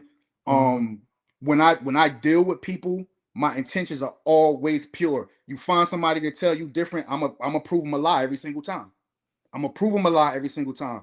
And so one of the things for me with Nikeo was, and I'll say it, like having my image tarnished, having things said about me that just wasn't true. You know what I'm saying? That was they intentional or not, right? Because like you said earlier, but sometimes things can get misconstrued, people can misinterpret things or whatever. All of that, however you want to word it or put it, is irrelevant. At the end of the day, how I received it and what it affected me, and not just me, but my family, my children. You know what I'm saying? The group. It was like this is what made me finally say enough is enough, and then get to a point where it's like I'll say it, Aaron, like making threats, like because I was making threats. Like no, like, but you like, I'm making threats, but what was hold on. Let me finish this thought. When I enter a situation with pure intentions, when I go to bat for people who don't go to bat for me, because I played mediator so many times for people who I later found out like they never this person or whatever just didn't have a real good intention behind me. Whatever led them there, I can't tell nobody else's story, but this is how I received it. I'm telling my story. When I get to a point where I'm just like, yo, like I'm laying it all on the line for everybody. I'm sacrificing myself. I'm sacrificing my body. I'm having health issues. I'm on stage with heart monitors. Nobody noticed. Facts. For sure. With heart monitors. You know what I'm saying? Like I'm my intention was pure. And to have people tarnish that, to have people misinterpret it or misconstrue it, whether intentional or not, and all of those things, it got me to the point where it was just like, Dad, why people want me on Demon Time? Like I'm trying to be everything that I need to be for this group. And it seems like people want me on Demon Time. You know, pulling me aside or calling my wife so we could have meetings about foolishness. It was foolishness. And I'm like, bro, I'm stressed out enough and I got to deal with this foolishness. Like, this is foolishness. You know what I'm saying? To get to a point where it's just like, like you said, but it's like, no, I'm good. I don't need none of it. Like, cause I didn't get into it for money. I didn't get into it for fame. I didn't get into it for none of that. I was doing what my heart wanted, what I felt like I was called to do. So if I can't do it for that reason, I'm good. I don't need any of this stuff. You know what I'm saying? Like, life is hard enough. I'm raising 3 daughters. You know what I'm saying? Like, life is hard enough. I don't need the extra activity. You know what I'm saying? So I got to the point where it was just like, no, I'm cool, bro. I'm cool on all of this. Like, and you know, it was a heartbreak for me too, bro. Cause like I said, like, I could remember, I wish Alan was up here. Shout out to Alan Jean. He just had a baby. Congrats, bro. Yeah, shout out to him. I remember sitting with him in 2011 and at the table, like, yo, I had this dream, bro. Like, this what I want to do. I remember me and Nisi pulling together our coins. Shout out to Aldon, because he tagged along for moral support, because I was shook. I remember calling people and like, yo, I'm gonna bring people to this restaurant. I don't know how I'm paying this bill, but I'm gonna bring them to this restaurant and I'm gonna pitch this idea about this group called Nikeo. Like, it was always pure intentions, bro. Always pure intentions. And so, like, to have my intentions be misinterpreted, misconstrued, or just treated with disregard, it was just like, you get to a point after a while where it's just like, yo, like, why am I stressing myself out? Like, why am I not with my kids? Why am I not with my wife? Why is she sleeping alone? Why am I doing all of these things and not being appreciated? Like, I don't have to do this, you know? Like it's many a times when Nisi was like, yo, just do your own thing. And I'm like, nah, they depending on me. She's like, you should do your own thing. Cause she saw. Yeah. You know, because she saw. Like, so, yeah, bro. And again, I don't want to paint it like it's an ish show, because it's not. Because no, but this is your truth. Yo, this is bro. Listen, it's gonna be a lot about you because the vision was given to you. Yeah. You just gotta be that way. It is no other way we can do that. I would like for AP to read some of those comments though, because we had some really good comments. I appreciate y'all being a part of the conversation too, man. Thank y'all so much. You know, some of y'all been here for a long time, and you've been kind of a part of these conversations. So thank you. Wayne said I think he said you can't have conversations that aren't part of your mental and emotional toolbox. You can have conversations that aren't a part of that. He was saying you can't though. Okay, you can't have conversations that aren't a part of your mental and emotional toolbox. No disrespect, but it's everybody's fault for not talking about it and not being accountable. It's just true, bro. You're right. Sure. And a lot of stuff would have been stopped if we just had a meaningful conversation. But a lot of times we had those conversations, we didn't want to step on people's toes. Right. But there's no way to go forward without having those conversations. I told Ish to step on toes though. Yeah. As a leader, you have to. When you see something wrong, you got to step on toes. But that also speaks to Ish's heart too. Like, you know what I mean? Like but with any businessman, your heart, you can have a heart. You know what I'm saying? It's cool to have a heart, and we all got one. But at some point, if your business is to be successful, you got to get people that's on the same page with you. Nah, you right about that, bro. Keisha said, I agree with some of what y'all saying about him ending it, but it's two ways to look at it. The enemy could have won, but it also could be looked at as God's timing. Ish had work to do, and his heart had to be repaired. It can be rebuilt even better. Maturity, time, and thought has settled in. We learn from experience. He knows better now. All of y'all are different now. All of y'all more. Yo, Keisha, that's so good, Keisha. That's so good. Wayne said the leader is the leader, but y'all are a group. You're right. So we had that conversation.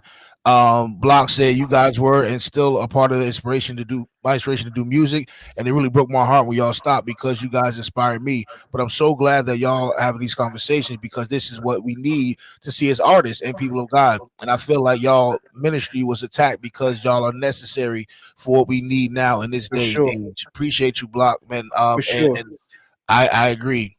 What did he say? He said Michael Jordan stepped in on a lot of toes, but he made people champions. You right? Ooh, come on, Block. Yo. Thanks for calling me Michael Jordan. I appreciate that. I appreciate that, Block. I always thought of myself as the Michael Jordan of this group. So I appreciate that. In the rap.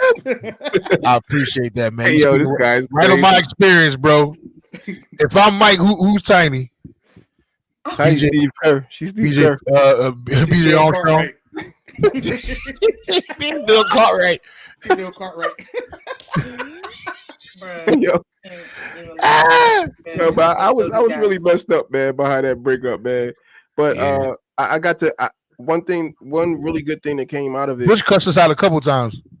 I probably facts. I want to curse y'all out now.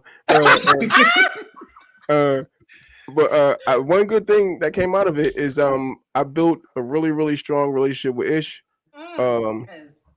I really built a strong relationship with AP2 because I've been going up to AP's church, helping them listen to these people that want to do praise and worship and stuff like that. Yeah, it's been interesting. So we built and then getting back together. I know we're gonna get into that, but getting back together, we've all built a different type of bond, right? Like being in this basement, like we built a bond that's crazy. You know what I'm saying? Like even though Ish was mad at us when he moved down to Georgia, he thought we ain't love him. But God bless. Never mind. I'm done. Go. Tiny, you haven't really said much. I mean, you did talk, but so look. So we talked about the without getting into all the drama, the specific drama. We kind of talk about how we kind of got past 3 a.m. to where we go to the breakup, and we all had different emotions during the breakup. So you spoke my brother's name, and he said. see what talk about? See what Broomhilda brings. See what Broomhilda brings to the conversation.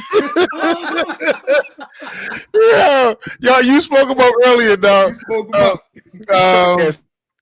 But he's talking about going from 3 a.m. to where we are now, man. We had to go through those things to kind of get through. I think to like he just said, we had to learn what it means to lead, but not only learn what it means to lead, we had to learn who we were individually. Not talking about even as artists, I'm talking about as men and women. We just didn't know who we were, and this situation, I think this situation helped us to grow a lot.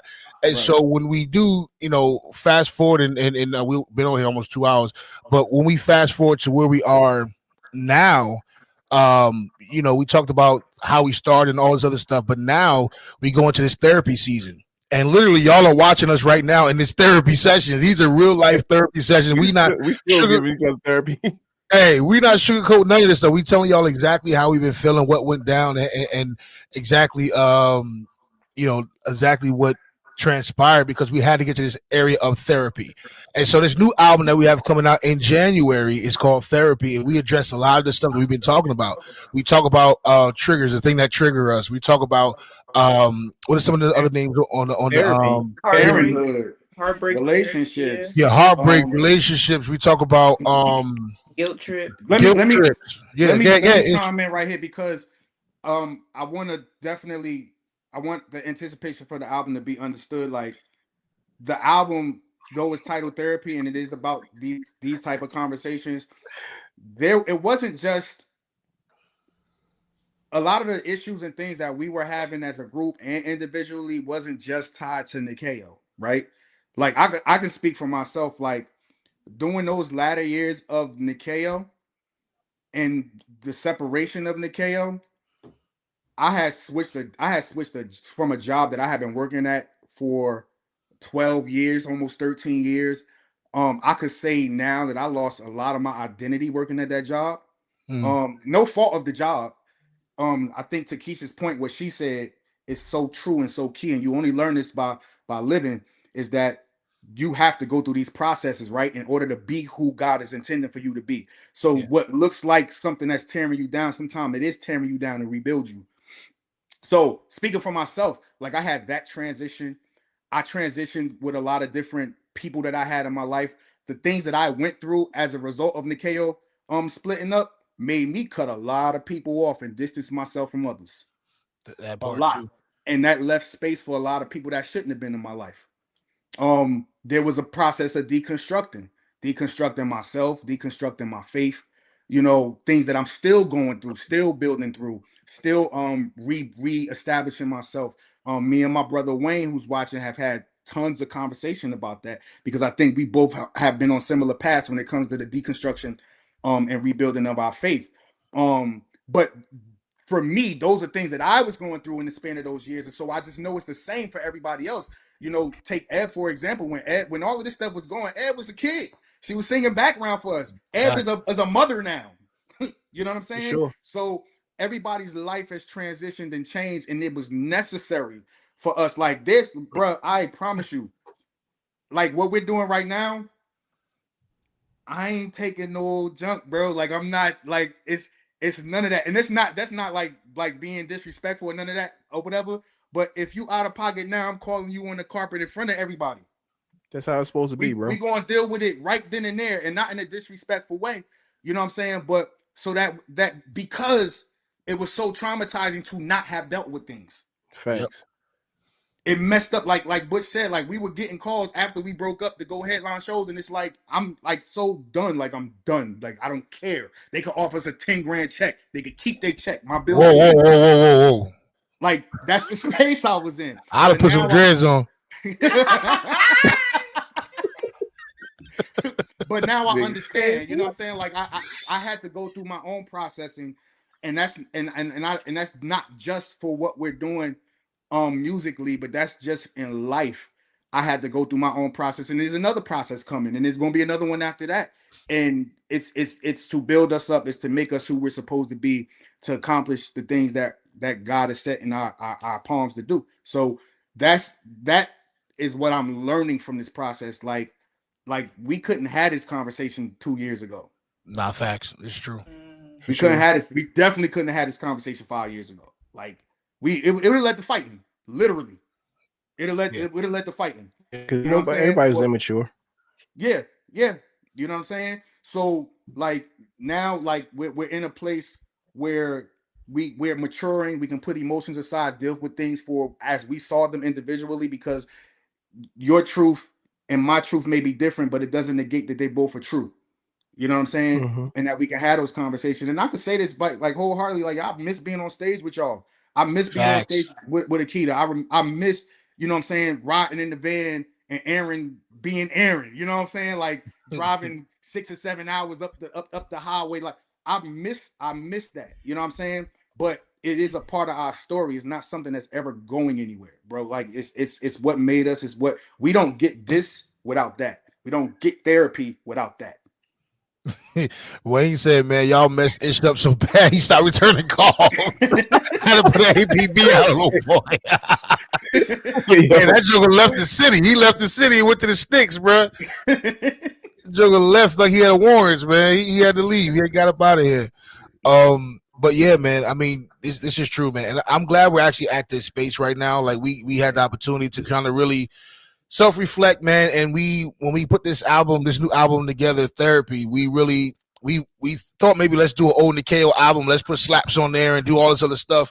But as we got to sit there and talk and really had it, and y'all will get to see some of the behind the scenes stuff of us actually coming up with the album Therapy, because every day was literally a therapy session when we got together. Like sometimes we didn't even do music, we just talked because we had to get a lot of stuff out. We had to grow up, we had to go through things. We walk with Ed, you know what I mean, becoming a mom. We walk with Tiny becoming a wife, you know what I mean. We talk with, you know, Ish going through health stuff, me going through health stuff, you know what I mean.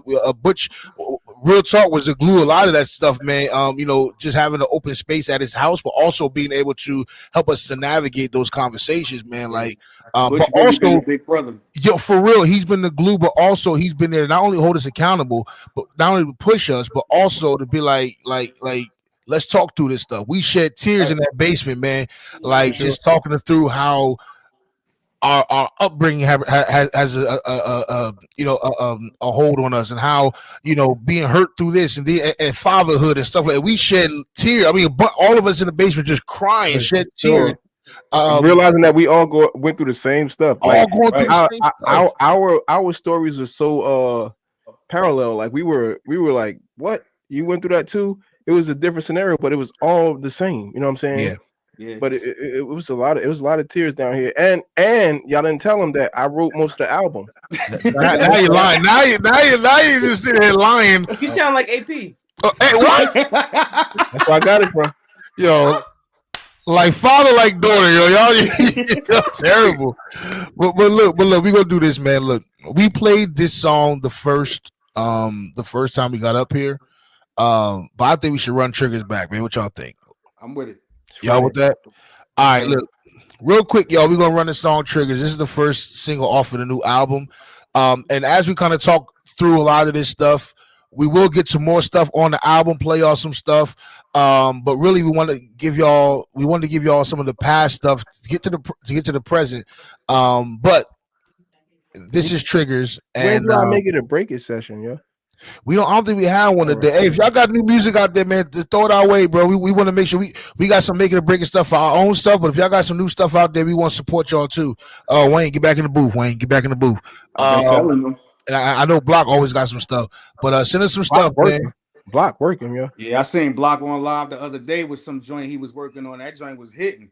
Nah, Block is that dude, man. I appreciate Mine you, too, Block.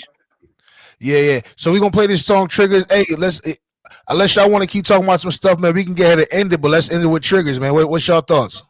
I'm with it. I do want to again, just like you said, AP, before you play it, like we are going to transition into really breaking down not just the conversation and leading into this album, but the songs themselves, because they all got like whole 2-hour conversation stories behind every single song on this project. You know what I'm saying? Like, and I want to shout out Ed, because y'all don't know how much of a missing piece he was to this group.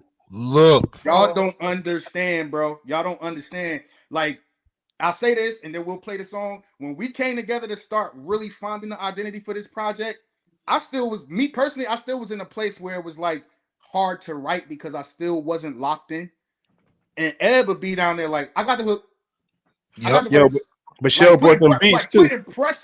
Putting pressure on everybody, bro. Like, this is the first time we trusted Shell with production, like his own production. So a lot, like 4 or 5 beats of Sheldon. So it was easy to come up with those hooks. Yeah, it's facts, man. And we did a lot of talking leading up to this part, but this is where Eb really gonna shine, because now we talking about where we at now, and we'll even talking about even how Eb came along too. We got to play We Back and all other stuff, so people can see where we was going. But we really get to unlock who Eb is in this album, and if y'all don't know who she is, y'all get ready to be introduced to who she is. You finna find out, man. So look, we appreciate y'all, man. We gonna leave y'all with Triggers. As long as we on the stream, throw your comments in there, man. And I like this last one that God's playing. Go download it. Go download Triggers. Y'all go download Nikeo Music Triggers. Check it out, y'all, and we're gonna leave y'all with Triggers. Be with next week. I'm not sure we're gonna be on Sunday or Monday, but we're gonna be around either Sunday or Monday. Just stay tuned. Monday, and then we'll make it happen. He's a drug dealer, so whenever the block is high, he gotta go. My hours be changing. Yeah, hours are. The hours be changing, man. You know what I mean? So we're gonna leave y'all with Triggers. We love y'all. We appreciate y'all. Thank y'all for rocking with us, man. Y'all been here the whole hour and 52 minutes, man. Thank y'all. Appreciate y'all, man. So this is Triggers. After that, we're gonna log off, man. But make sure y'all stay tuned to the new album coming out in January. More to come. Follow us on social media, our Instagram, our Facebook, and our TikTok. And we'll check with y'all real soon. It's Tiny, y'all got anything before we play Triggers, get out of here? I love y'all. I love you so much. Love y'all too, man. Appreciate it. Mika, thank you so much for joining us for the conversation. Thank y'all.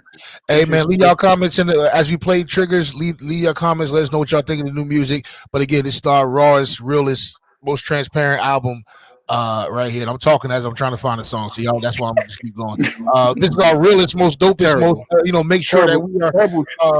I found it. All right, so so this is Triggers, y'all. And shut up, man.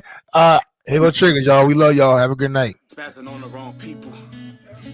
I'm filtering my conversations through a damaged lens. Easily offended, cross-examining intent, convinced that they gon' be the sequel. The trauma responded from the subconscious, try to rein it in, but fear reliving the pain again. It tend to always move the needles. It's real. The chemical react of my adrenal turn me criminal. I may react illegal to subliminals or land me getting a penal. It's like I'm out of control and cold in my mind, body, and soul. How I'm supposed to remember my way to freedom. I'm a prisoner to the circumstances. Gave out too many second chances. The problem with having a heart of flesh is to take it, just waiting to take advantage. The repetition, it turned my panic from fight to flight. It made me brandish, gaslight me when I reprimand and say I'm crazy like this and misunderstanding. Nah. I'm still angry most days and I'm on guard. I can't trust. It's insane. I'm so afraid to disarm. I still ain't dealt with this anger or the pain that y'all cause. I'm pissed off. I get so triggered, I just aim and discharge like instantly. I get angry when I see you walking. Figures can't seem to stand to hear your voice when you're talking, and it ain't even your fault. You just remind me of someone I tried so hard to forget. Yeah. Trigger red. Triggers my bottled up emotions, and I don't wanna remember. So I just hit return to sender, 'cause I can't deal. No, I don't wanna remember. So I just hit return to sender. Forget how I feel. Yeah. Some kind of friend you are, talking all the talk, like I would never find you out. What you've been saying about me, and all along you just been lying. So what should I do with it? Anger inside, and hiding's the worst of it. God knows I tried. Now you made it hard for me to keep friends. Feelings like I can't trust again. Oh no.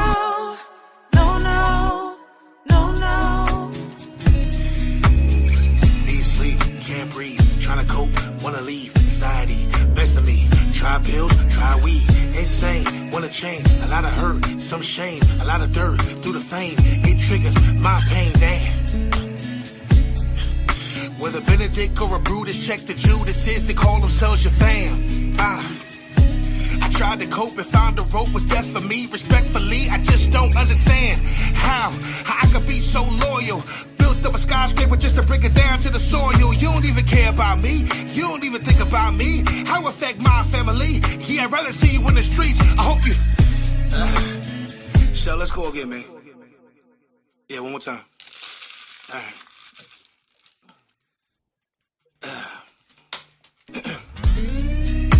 Staring at the ceiling, numb to the pain, gotta get away, man, I hate this feeling. Contemplating everything I've been through and gotta need some healing. I feel like disappearing. It's hard to be an anchor for people when you're the one who's sinking. You don't even care about me, you don't even check up on me. How affect my family? Yeah, I'd rather see you in the streets, picking up all your loose teeth. Smile on my face as you bleed. This'll be the last time you ever think about speaking up on me. On God. Triggers. This guy's Spazzing on the wrong And I people. do. It's a what? Hey, we love y'all, man. Have a good night, man. We talk to y'all soon. Go stream Triggers right now. We love y'all, man. Have a great night. We out of here. Living the pain again, they tend to always move the needle.